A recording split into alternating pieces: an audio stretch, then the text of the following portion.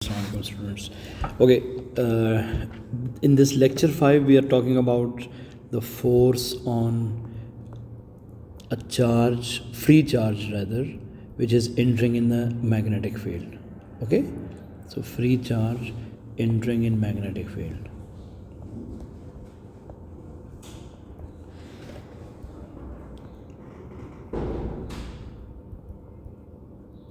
Okay, so mainly the issue with the students is that a positive charge is entering in the magnetic field, negative charge is entering in the magnetic field, electron is entering in the magnetic field, proton is entering in the magnetic field, alpha particle is entering in the magnetic field. So these all are basically classified. One thing is very common. Whenever there will be a charged particle entering in a magnetic field, it will experience a force. Okay, so one thing you have to fix, that there will be a force on a charged particle.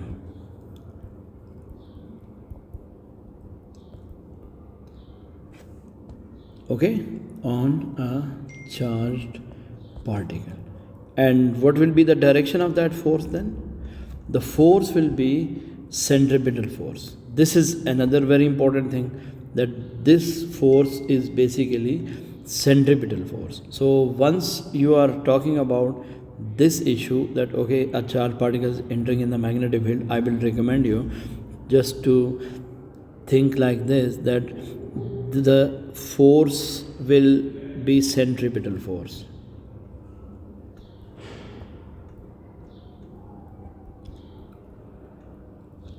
Right? If there is a charged particle, it will experience a curved path. This is another common problem.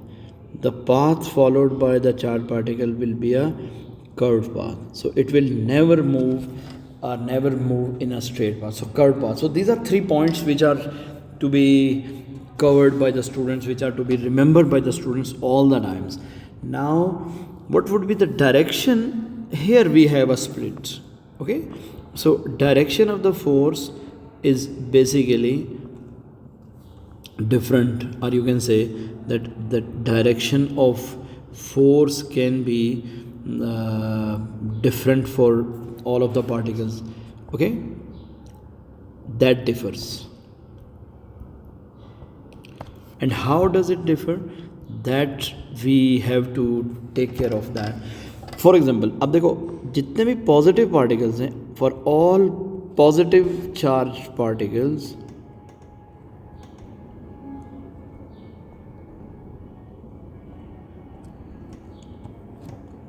you have to use left hand 3 finger rule. Please keep this point in your mind, left hand 3 finger rule. And I told you that how you have to use left hand 3 finger rule. This is for all positive charges. In the positive charges, what you have, you can have proton, you can have alpha particle, you can have any positively charged particle. Okay,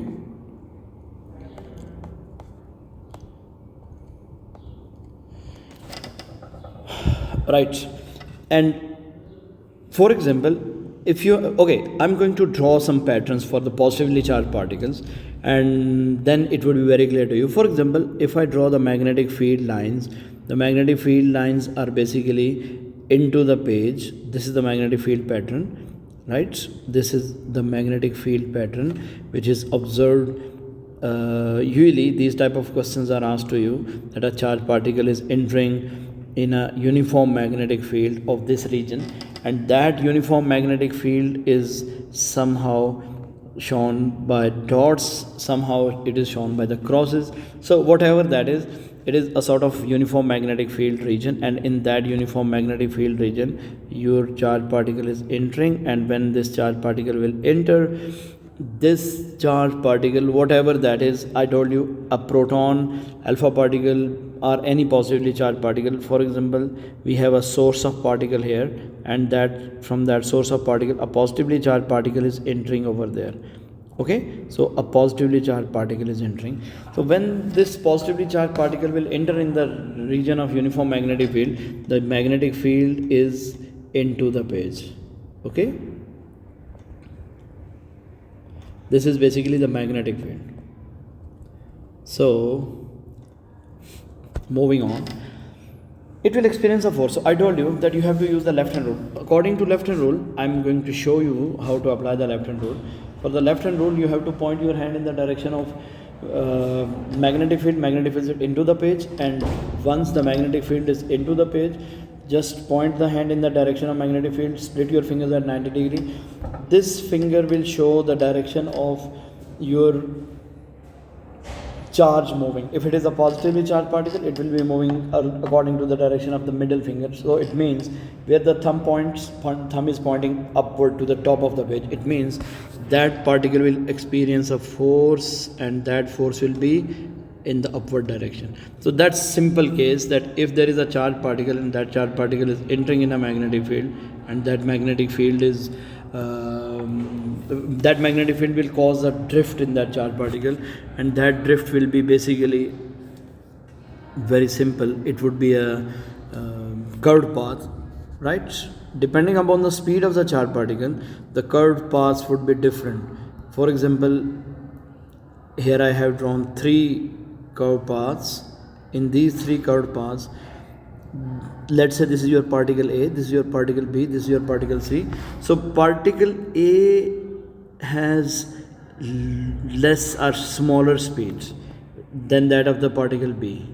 Okay, the reason behind that, in your higher level you will come to know about that the bending or the deviation depends upon the speed. So if there will be more speed of a particle which is entering, it means it has more kinetic energy. I can just make you clear at your level. So it has more kinetic energy. So if it has more kinetic energy, it would face less bending from the magnetic force. Okay, less bending from the magnetic force. Okay, so this was first part. Okay, now we will talk about a negatively charged particle entering in the magnetic field. So for a negatively charged particle,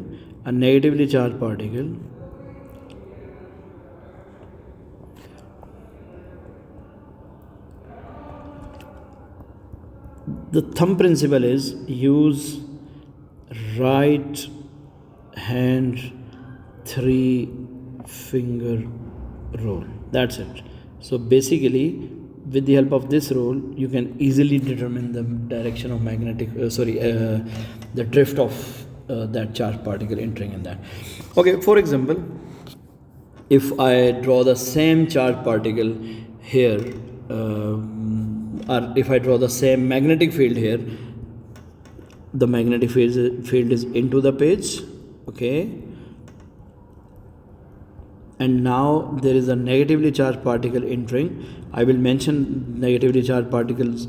For example, you have an electron, you have a beta particle, you have any beam of electron, etc., etc. So these are the commonly stated negatively charged particles: electron or a beam of electron.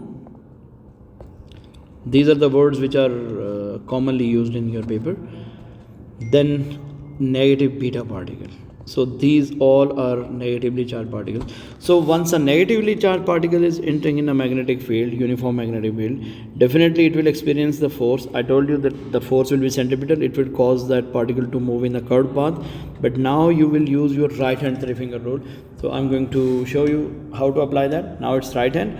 In the same way as I have told you the left hand, I will point the hand in the direction of magnetic field, which is into the page. Then I will split the fingers at 90 degree. Now keeping this index finger in the same direction, you have to rotate your arm to get the direction of charge, motion of the charge by your middle finger. Now the thumb is pointing downward, down to the bottom of the page. So this particle would be drifted down. So basically all these situations are asked you in the topic of effect of force on a charged particle, or magnetic force on a charged particle, as well as this question is asked to you in nuclear physics. Okay, now if there are two particles, one particle is negatively charged and the second one is positively charged particle, and both are entering in the magnetic field. Let's say one is your alpha particle, the second one is your beta particle. So what will happen to them, and how will you make the difference of these two deflections? So there is an easy game to understand that beta particles will have more deflection than that of alpha, and secondly the alpha particles would have a deflection opposite to the beta particle. For example, an alpha particle is entering in the magnetic field, alpha particle is positively charged, so once it is entering over there, what will happen?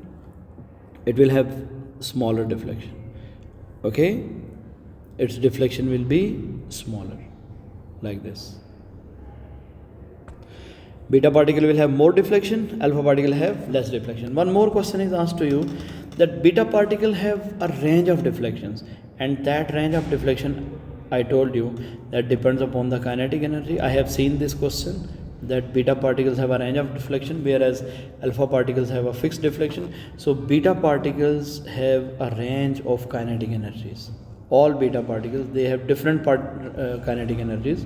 Okay, have a range of kinetic energies, so a range of deflections. Okay, a range of deflections. So I hope that this would be very clear to everyone. 2 points again I am revising. One, for alpha particle and beta particle entering in the magnetic field, because in your syllabus is only negative beta particle, so both the particles have opposite charge, so both will be deflected in opposite direction. Deflection of alpha will be less, I mean it will have a longer curve, and beta would have a shorter curve, it would have more deviation, and beta can have different paths but alpha can have only one path. But if there is a gamma particle, because once you are dealing with the nuclear radiation, gamma rays, it does not have any charge, so it would have no deflection at all, so it would move straight without any deflection. I hope that it would be very clear to everyone. See you in the next lecture.